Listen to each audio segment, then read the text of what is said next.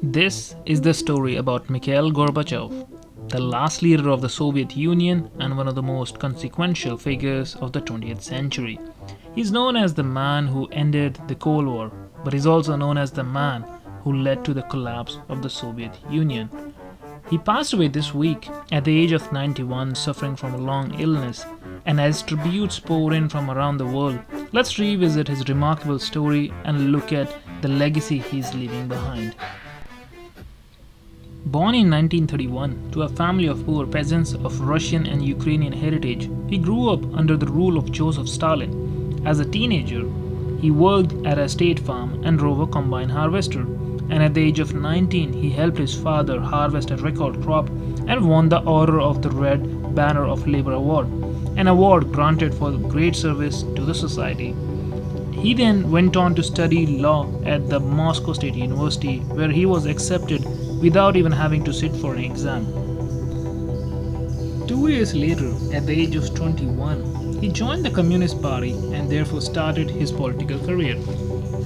In 1970, he became the first Secretary of Agriculture. Then in 1972, became a member of the Communist Party's Central Committee. Further in 1974, became representative of the Supreme Soviet. And after many such milestones, in 1985, he finally became the General Secretary of the Communist Party. When he finally came into power, Soviet Union was stagnating. Its economy was crumbling, corruption was rampant, and there was a lot of unrest among the people. To save the dying state, he launched many initiatives, of which the two most popular initiatives were Glasnost or openness, which was a policy of free speech allowing people to criticize openly, and the second initiative was Perestroika or restructuring, which revolved around opening up the economy and bringing the economy at par with the capitalist world.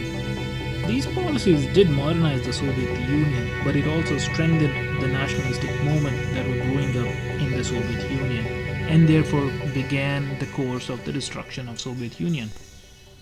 He was the architect of the Arms Reduction Treaty with the US, and he also took the decision to withdraw Warsaw Pact forces in Europe and also to withdraw troops from Afghanistan as well.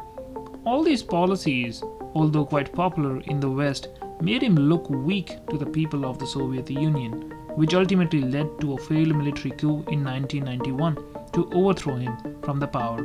And this was indeed the last blow, and after this he agreed to step down and to also dissolve the mighty Soviet Union, thereby ending a long Cold War with the West.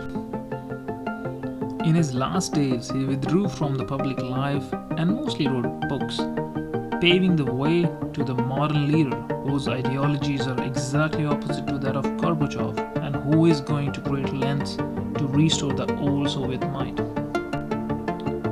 Regardless of your views, Gorbachev was indeed a personality this world would remember, and somebody whose actions have shaped the world we see today.